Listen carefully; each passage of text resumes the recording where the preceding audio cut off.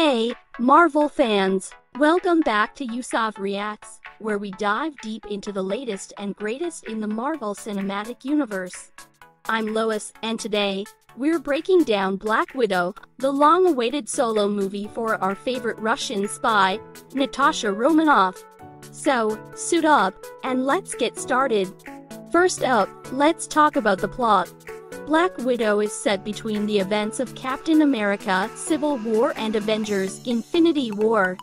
It follows Natasha Romanoff as she confronts her dark past and the broken relationships she left behind.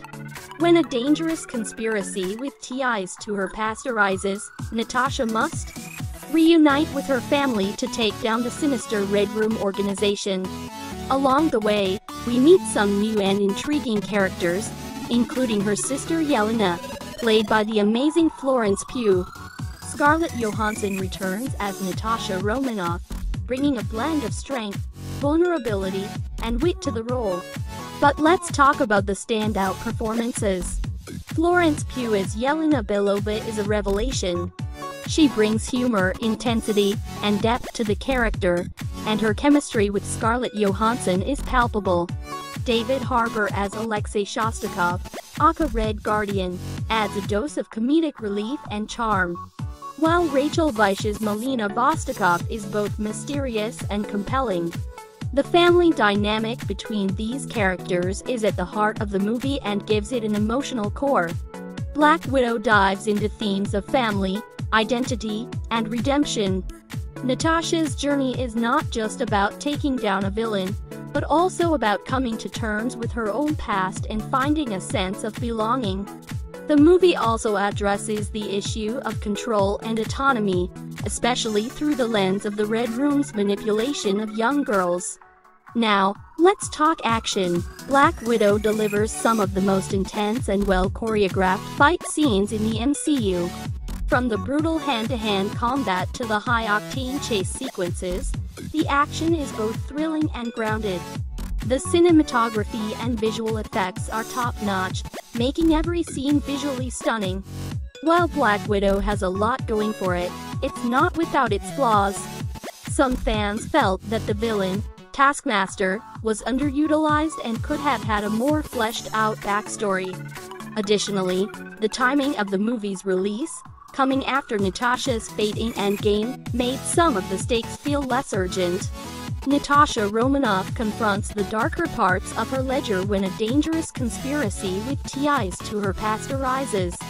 In Marvel Studios' action-packed spy thriller Black Widow, Natasha Romanoff, aka Black Widow, confronts the darker parts of her ledger when a dangerous conspiracy with ties to her past arises. Pursued by a force that will stop at nothing to bring her down, Natasha must deal with her history as a spy and the broken relationships left in her wake long before she became an Avenger. In 1995, super soldier Alexei Shostakov David Harbour, the Russian super soldier counterpart to Captain America and a father figure to Romanoff and Belova, and Black Widow Yelena Vostokov Rachel Weisz, a seasoned spy trained in the Red Room as a Black Widow and a mother figure to Romanoff and Belova, who is now one of the Red Room's lead scientists, work as Russian undercover agents. Posing as a family in Ohio with Natasha Romanoff, Scarlett Johansson, and Yelena Belova, Florence Pugh as their daughters.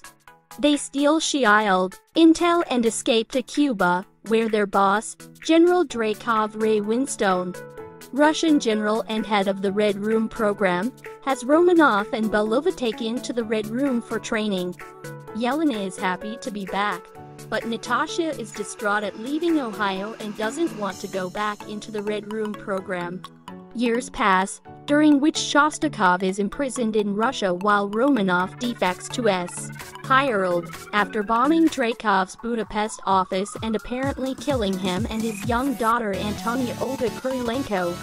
In 2016, Romanoff is a fugitive for violating the Sokovia Accords. The Sokovia Accords are a set of legal documents designed to regulate the activities of enhanced individuals, specifically for those who work for either government agencies such as Ireland, or for private organizations such as the Avengers. Established by the United Nations and ratified by 117 nations, the Accords serve as a middle point between the Avengers' desire to secure world peace and the international community's concern over the repercussions of the Avengers' actions. The Sokovia Accords caused a schism in the Avengers. While Tony Stark supported the Accords due to his role in the Ultron offensive, Steve Rogers recognized that the government having power over potential missions may be a terrible idea in an emergency, and disliked the authoritarian nature of its stipulations, noting that signing the Accords would be surrendering the right to choose. The schism came to a head when Helmut Zemo framed Bucky Barnes for a terrorist attack that occurred during the signing of the Accords.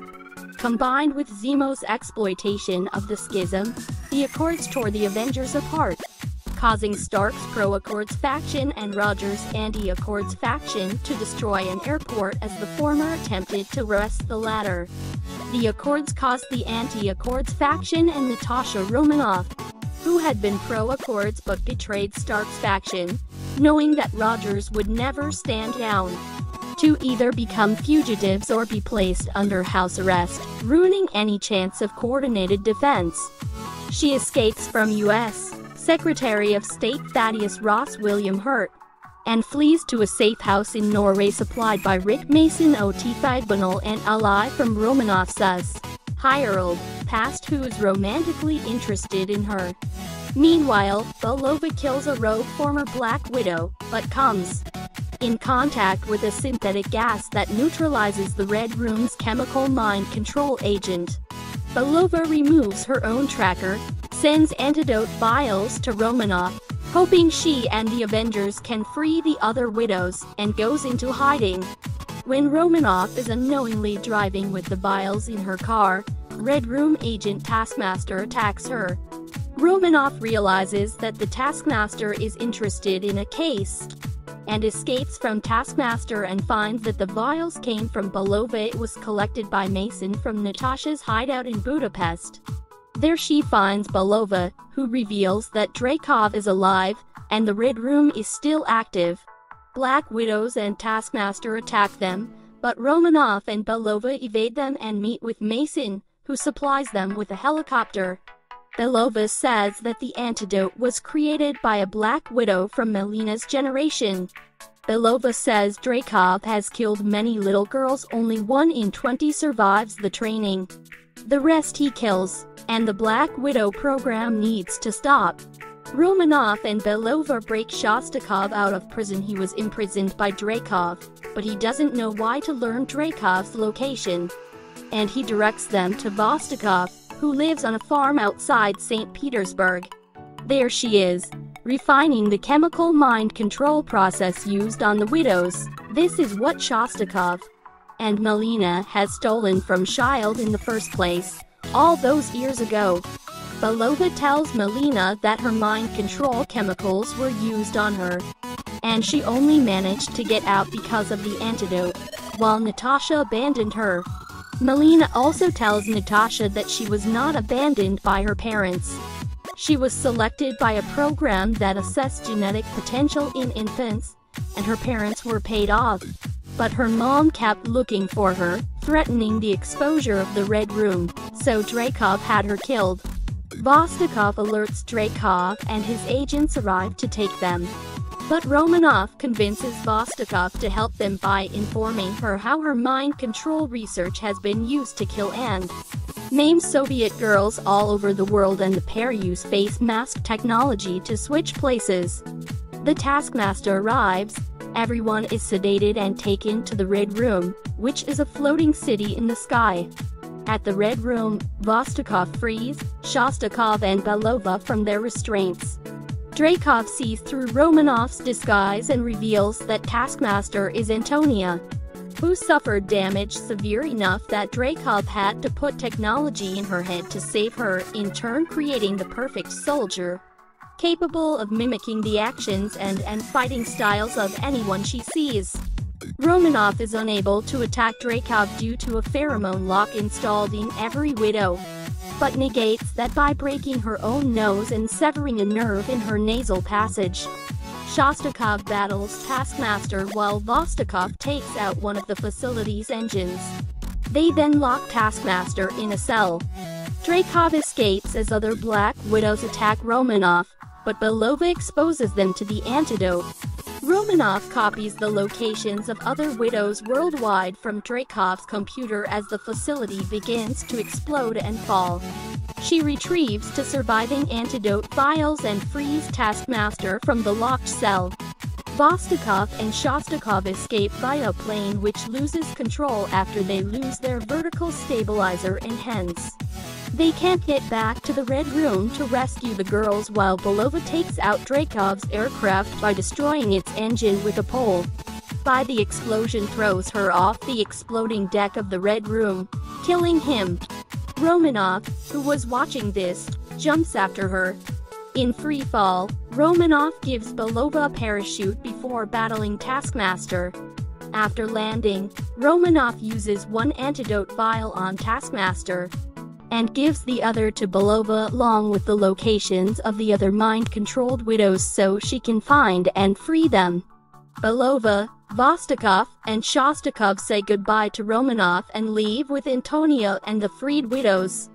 2 weeks later, Mason supplies Romanoff with a Quinjet to use in freeing the imprisoned Avengers.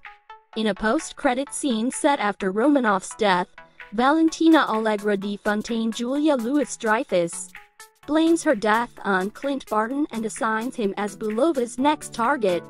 Yes, the movie is an average film, but I enjoyed it because finally, I get to see where Black Widow came from. It's nice to see some of what made her her. It is a shame that they didn't get more into it. I think the movie really could have given us more about the ruthless training and experiences that Widow had to endure. A lot of the movie was implied but not shown. The plot was simple. It was nice to have some new heroes and villains.